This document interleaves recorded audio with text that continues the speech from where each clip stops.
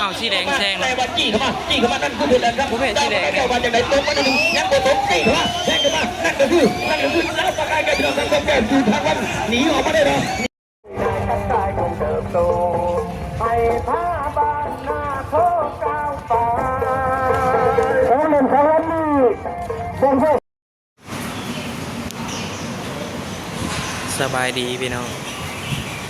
สบายดี FC ทุกๆการบ่ว่าจะดูต่างประเทศและในประเทศนั่นเลยเนาะวันนี้ต้อนรับเขาส่งบาจุกแนลเมื่อนี้บาจุกหาเลาะไปเนาะเลาะเที่ยวเที่ยวบุญทรงเรืออยู่แข้งสวรรณเขตแต่บ้านบาจุกประมาณหาสวรรค์นี่พี่น้องประมาณ110 กิโลเมตรไกลทางกันยากพี่น้องแต่บ้านบาจุกมองไป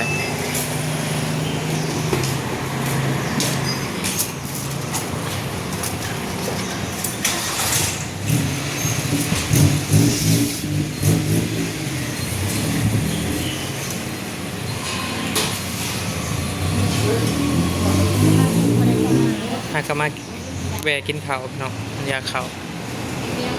มาเด้อพี่น้องมากินน้ำกันเด้อยังบริหารบุญทรงเรือได้ ยังหอดงานทรงเรือมาแวะกินข้าวก่อน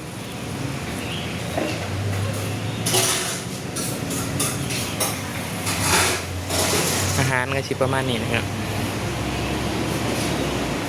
มา2 คนขี่รถมอเตอร์ไซค์รถจักรมาเด้อพี่น้องเด้อไปฮอดงานทรงเรือสุดท้ายเบิ่งอีกกินข้าวน้ำกันก่อนพี่น้อง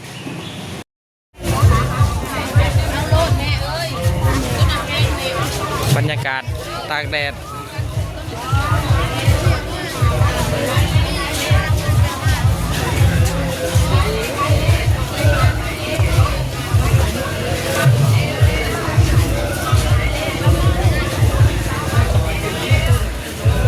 คนลายเลยพี่น้องคนลายพอด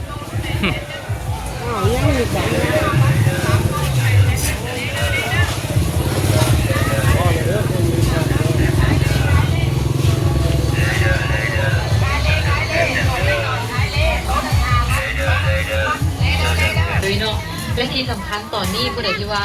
เข้ามาบุ้งอีซื้ออย่างดีเนาะโบจะเป็นโยเกิร์ตดัชชี่กับมีหลากหลายรสชาติในเรื่องโบจะเป็นรสหมักข้าวรสสตรอเบอรี่เนาะและที่สำคัญยังมีรสผลไม้รวมและกับทานอาหารที่เป็นอาหารและนอกจากนี้ยังมีนม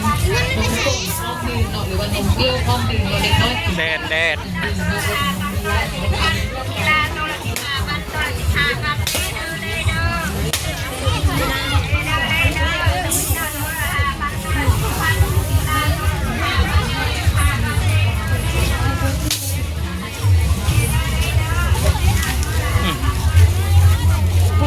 มดพายางมุงอยู่กับตัวไรล่า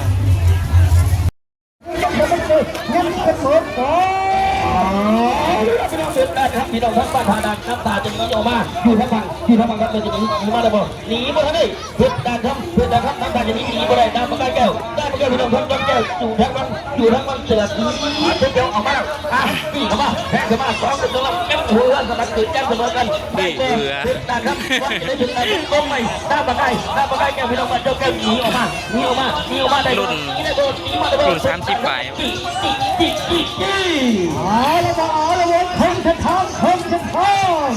ระวังดาวประกายแก้วดาวแก้วเราเป็นกระสอบต้องแหลมตัวนั้นทำมันหนีทำอย่างนี้เลยขาดเป็นเพิงเอาชัดแล้วได้บ้านเนี่ยนะสีแดงเนี่ยเอาสีแดงแซงแต่ว่าจี้เข้ามานั่นคือแล้วครับสีแดงเนี่ยว่าจะไหนตรงมาหนึ่งยังบ่ตรงจี้เข้ามาแซงเข้ามานั่นก็คือแล้วประกายแก้วทั้งสองแก้วอยู่ทางวันหนีออกมาได้หรอหนีเลยโดนหนีเลยโดนนั่นก็เป็นจี้เข้ามาเพชรดาวเรืองดาวประกายแก้วเพชรดาวเรืองดาวประกายแก้วเพชรดาวเรืองดาวประกายแก้วว้าเฮ้ยเฮ้ย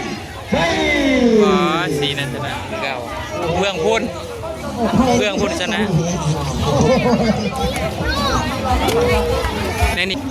นี่ตากล้องตอนหนาตากล้องอะไร ความเพื่อเขาจะได้เห็นความถูกข์เนี่ยตากล้องข้างหน้านี้ก็ เรา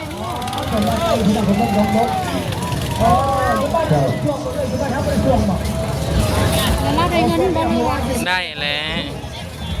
เอากระจ่างเหือนเนาะไปยังสตาร์ทที่ถ่ายคลิปเลย เจ้า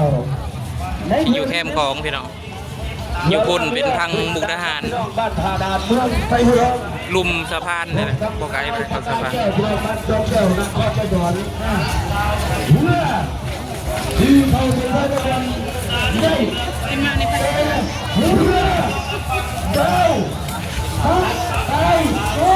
บ้านจอมแก้วนะคนไปของเขาเป็นรัฐบาลของเพชรบุรี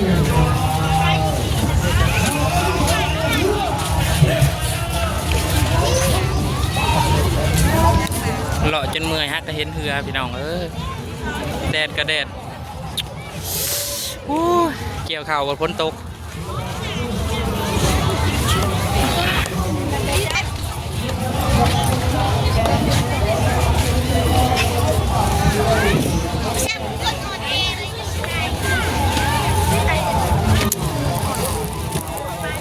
คนร้ายเลยพี่น้อง มีเบิ้งนะที่เป็นงานโอ้ยน้องมึงขยันมาก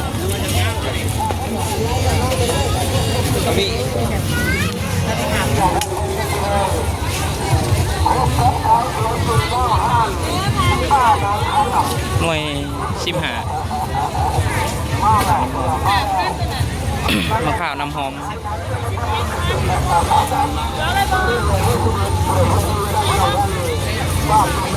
หน่วยเศร้าก็มีได้หน่วยใหญ่นะหน่วย40 บาท หน่วยเท่าไร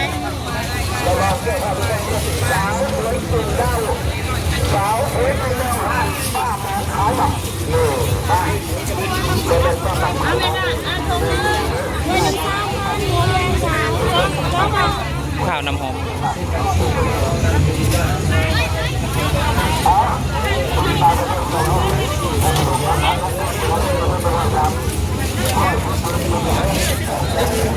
มีหนำมันโว้ยเงี้ยสิ เช็คแล้วได้เงินของมาก ยืดด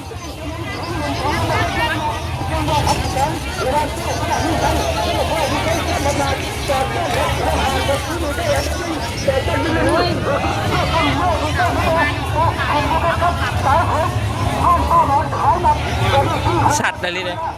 ลำตัวเบื้องพังเลย ไปทางนี้เขาผลิตทางผมนี่ถือเอาสกอน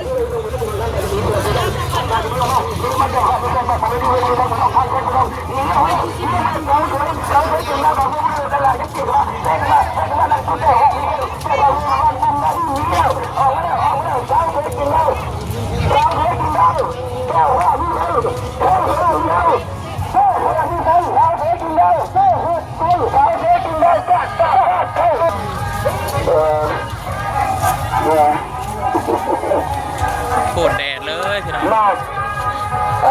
วันเลยมาดูวันเลยมาดูวันเลยแบบเพื่อให้แล้วคุณจะตัดตายจะตายที่ยังไปบ่หักกันแล้วกอดคอกันไว้แล้วตอนนี้คุณอันตรายถึงอันตรายตัวอะไรครับคนไม่ได้เคยเขาอยู่กับเราเคยเขาอยู่กับอีกให้อันตรายกว่าอีกเดี๋ยวเขาเกิดได้เด้อไปหมดเลยไปไหนมีใครมีเพื่อนกันจะเข้าแท้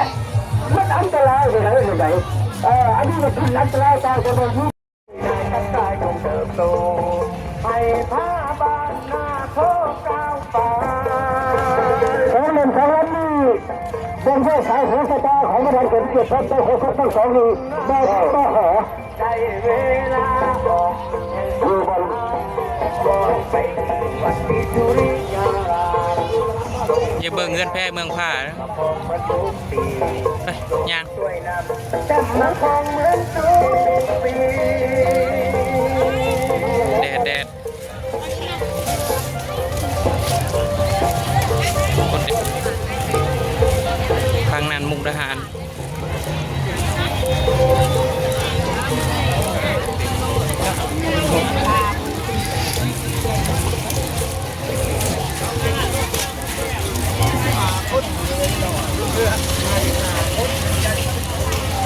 เราคือขี่รถเลาะได้โน่น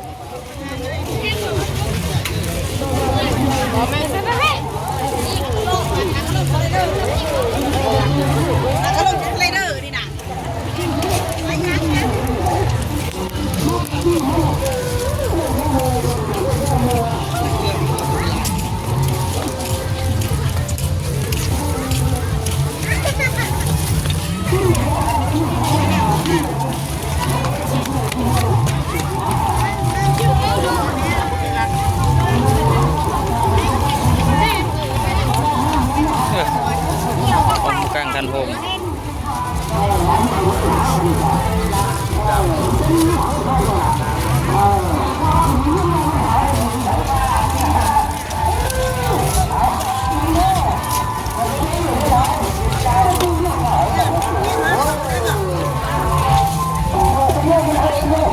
นอนอยู่ห่ม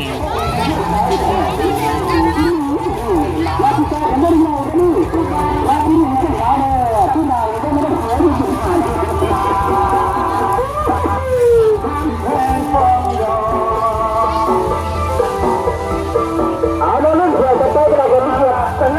มึงอยู่ในเพื่อจะได้ลงโค้ชนะ1 2 3 4ว่าจะเป็นของด้านใดเมืองไหน